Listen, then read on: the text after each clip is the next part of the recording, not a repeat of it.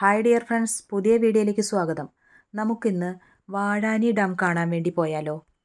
വടക്കാഞ്ചേരിയിൽ നിന്ന് 9 കിലോമീറ്റർ ദൂരമേ ഉള്ളൂ കേട്ടോ, അത്ര അടുത്താണ്.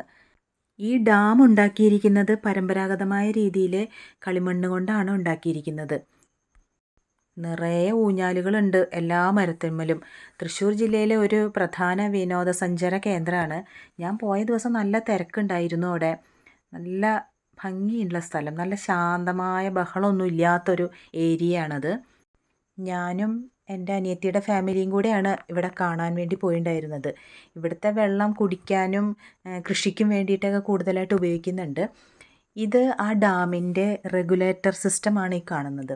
പിന്നെ അവിടുന്ന് നേരെ പോയാൽ ഒരു തൂക്കുപാലമുണ്ട് കേട്ടോ. നല്ല രസം അത് കാണാൻ. ഈ ഡാം കുറച്ച് ഉൾഭാഗത്തായതുകൊണ്ടായിരിക്കാം ഒരു കാടിൻ്റെ പ്രതീതി കേട്ടോ. നല്ല രസമുണ്ട്. പോകാത്തവരൊക്കെ ഒന്ന് പോയി നോക്കണേ.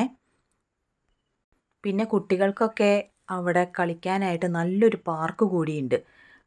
അപ്പോൾ പിന്നെ അവർക്കും ബോറടിക്കില്ല, അവർക്കും ഇഷ്ടപ്പെടും.